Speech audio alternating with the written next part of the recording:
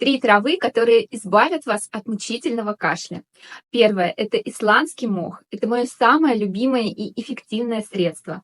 Он помогает не только от кашля, но еще и от запоров, при аллергии. Усниновая кислота, которая в нем содержится, активна против бактерий, стафилококков, стрептококков и некоторых других микроорганизмов.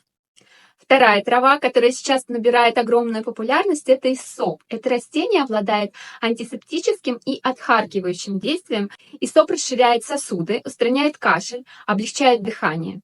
Эфирные масла при ингаляциях снимают воспаление и подавляют развитие патогенных бактерий. Помимо этого, иссоп снижает выработку пота. Третье очень хорошее средство– это корень солодки. Солодка хорошо помогает при сухом кашле, так как в микстуре содержится глицеризин. Это вещество, усиливающее секреторную функцию слизистой верхних дыхательных путей, которое стимулирует активность эпителия, бронхов и трахеи.